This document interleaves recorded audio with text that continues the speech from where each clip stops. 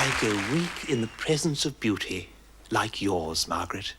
Oh, cracking song from that Alison Foyer, Margaret. What's on next? It's something you don't know very much about, Cecil. Antibodies, DNA structures, hemoglobin? No, Cecil. Safer sex. Thank you, Margaret.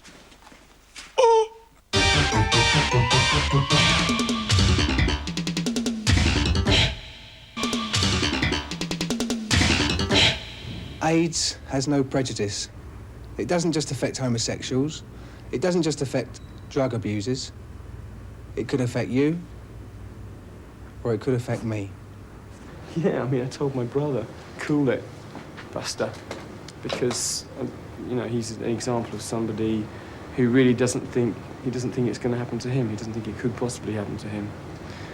There are a lot of people like that, and quite honestly, I am concerned because they're people who mean a lot to me, you know. They're young people, and they're part of my job as well, and part of my life. And I just look around at young people, and I don't want to see them wasted. Yeah, I think that you've got no choice in this day and age. You must... you shouldn't take risks at all. Not unless you... Well, not if you value your life. And what a hideous way to go. I think the main thing I would say to young people now that are going out to experiment sexually would be just think first and talk about things. Because I know I have a lot of trouble talking about things sometimes because I was embarrassed and shy about a lot of stuff, and embarrassment and shyness is now going to cost lives. I think everyone sort of knows what's going on, but again, I don't think it sort of hits certain people that there is this AIDS thing going around, because you always think, oh, it never will happen to me, but it can. And you've just got to be very, very careful. And you've got to trust yourself more than anyone else. Well, there's obviously a lot of agreement that it's up to us to keep AIDS at bay. But what can we do? Most of us are only at risk when we have sex. So can we make sex safer?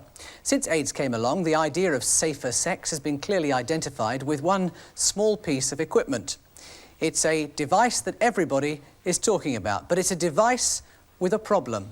Chris Tarrant reports. Condom. Condom. Condom? Condom. Condom.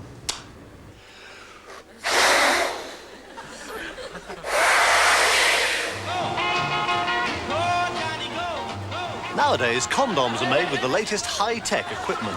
The manufacturers go to remarkable lengths to make sure that your rubber won't let you down. But the problem the manufacturers haven't solved is the embarrassment condoms arouse. For teenagers in particular, even buying condoms, let alone using them, is often a furtive business, as Gary Crowley remembers. I can remember it sort of quite vividly, actually. When I was about sort of 17 or 18, we went to this chemist, and I must have walked around the block about, you know, 6 or 7 times. But the cruel thing was, I actually had my girlfriend with me at the time, and I made her go in there and buy them. You mean you've never actually had the bottle to go in and buy them yourself? Do you want the truth? Yeah. No. Chemists know that some youngsters are reduced to jelly when they walk up to the counter. You get people come in, they'll sort of hover around and they'll sort of look very sheepishly and say, and then they'll want to say something and they don't say it, and they'll sort of keep looking, you know, and they'll say, contraceptives, and you sort of say, yes, they're just there, so, you know, and they'll sort of pick them up and hand them to you, and they're all sort of dithery all the time, and you really think, oh my God, and they give you the money, and you're sort of dithery as well, trying to hold on to this money. But condoms weren't always seen as something to be ashamed of. A few thousand years ago, some ancient Egyptians reckoned condoms were so chic they wore nothing but, as this original sketch from around 1300 BC illustrates. The medieval Japanese saw their condoms as works of art and made them out of tortoise shell, no accounting for taste. In the 18th century, Casanova reckoned condoms were an essential part of a night's fun with the ladies. Geraldine Rudge, writer of Johnny Come Lately. Well, in Italy, of course, Casanova is the great lover, and I mean, he actually talked about them quite a lot. He had a preference for animal membrane sheaths, which were tied round with pink ribbons. He liked pink ribbons, I mean, in other colours as well. But he also used to blow them up to entertain his lady friends. Today's youngsters may reckon condoms are old-fashioned, rather seedy objects most at home in pub toilets. But change is on the way. Fashion designer Catherine Hamnett wants to make the Johnny glamorous with T-shirts like this and designer boxer shorts complete with a condom pocket. Joining Catherine in the battle to drag condoms into the 80s is fashion chain Sterling Cooper. They've come up with a brand called Jiffy. Publicity man Matthew Freud explains. I think the general image is of this sort of pack of three that their grandfathers might have sort of furtively scrambled for in the dark during the war. What we're trying to do is really to change that image, and we've got sort of cigarette-type packs, which you really wouldn't be embarrassed about if they fell out of your pocket at a party. So wear your condom with pride. I mean, it's a designer condom. Jiffy want condoms out of the closet. They're selling them in nightclubs, bars and cigarette vending machines. The campaign's backed up by an unrelenting publicity drive. We're doing a condom race where we're filling sort of 50,000 condoms with helium, seeing which will get furthest. We've got a 15-foot condom we're going to float over London. We're using slogans on T-shirts and posters like real men come in a jiffy, don't get iffy, do it in a jiffy. We found that even an international rock star like Simon Le Bon was ready to plug the condom for first aids. If you are going to have sex with somebody you don't know, if you are going to change partners a lot, then you should be protected. And you do that quite simply with one of these. This is a condom. For safe sex with an unknown partner, I suggest you wise up. But Britain still has lots to learn about making sheaths fun. The Japanese sell packets of condoms door to door, and pretty smart they are too. Condom collector Philip Kesselman. This is my favourite brand. First of all, you can see that at different angles, you will find that the lady on the packet is winking. And inside there are 4 more packets, each containing 3 condoms, and this is one of them. How do you open it? Well, you experiment. You take your time again. But this is the way they open, from corner to corner. Very slowly. Very nice. Very charming. The country that's done the most to improve the condom image is Sweden. There, alongside TV adverts for perfume, fast cars and sunshine holidays, is the packet of 3. And it's no holds barred. Ta på dig kondom när du är ute och rör på blommor och bin till exempel.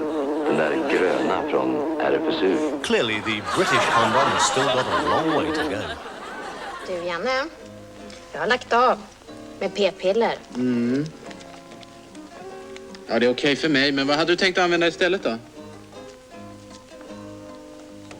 Gissa det, du.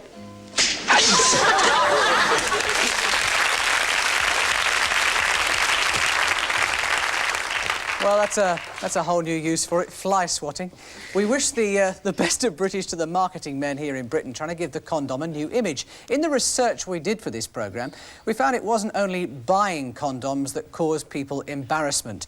Now, Marcel Dargy-Smith is with us on our panel of experts over here this evening, deputy editor of Cosmopolitan magazine.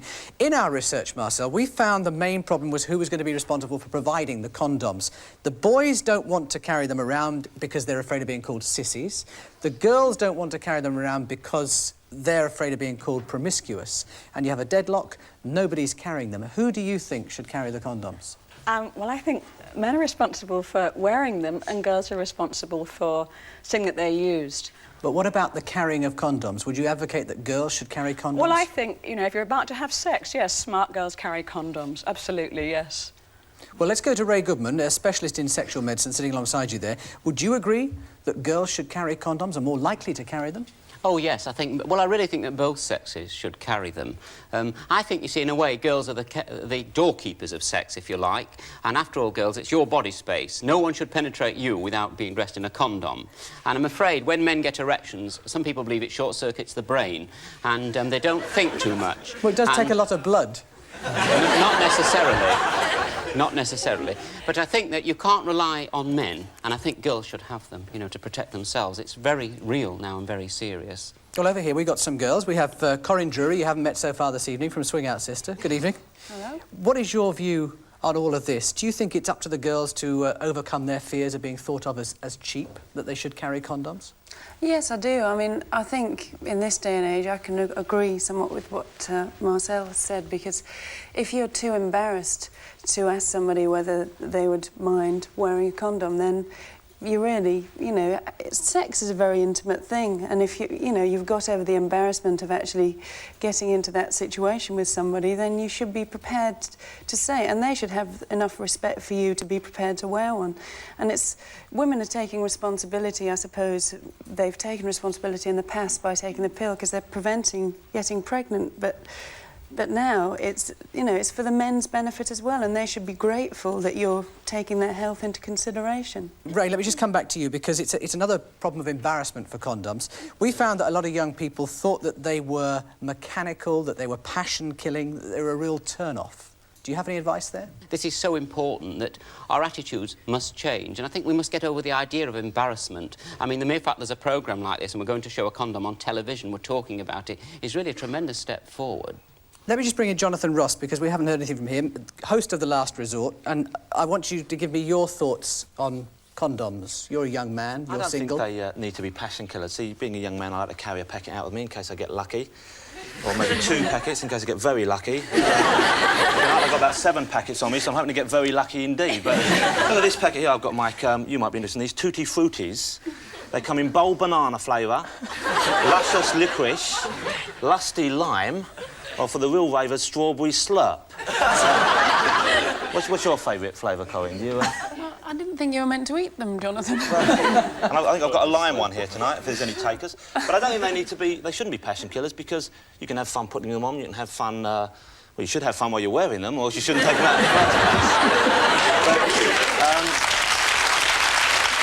If, you know, if you've got any sense, then you're gonna carry them and you're gonna use them. Right, OK. Well, now, using them is another problem here, because this is the final way in which condoms do seem to give rise to a certain amount of embarrassment. We did find some people who didn't know how to put them on, and even around our production team, who are mature adults around the office, they didn't know how to put them on properly either. So, Ray, you're going to do the business for us here.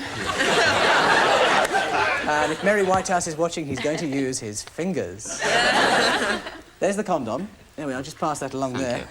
And Ray and Marcella, you're going to now give us a demonstration of how it should be put on, and more importantly, how it should be taken off. Right. Well, they come in little packets, don't they? And you tear it and take it out. Now, if you're one of those couples, and I'm sure many of you are not, who make love in the dark, you've got to make sure that you don't put it on upside down, because it won't unravel. And it's no harm, I think, if the lady takes hold of it.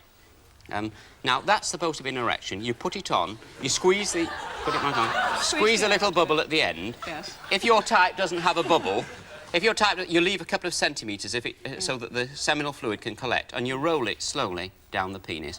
Now, right down... Go on. I might say, by the way, if I can do this on public television, I expect you to do this in private. That's right. I normally don't do it on television like this, I must say. Now, once it's on and the man has ejaculated, he holds... It's hard for me to do with my fingers, but you hold the end, he withdraws, and he takes it off, you see, and then he just wraps it in a tissue. I'm sorry, with sperm in a tissue, keeping well away from the girl, you see.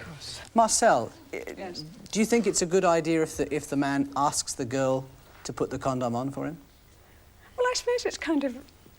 I've never done it before, I have to tell you. I guess it's kind of sexy and intimate, and maybe part of foreplay. I could see that it's quite nice in sex to have a sort of a pause and stop while you do something else.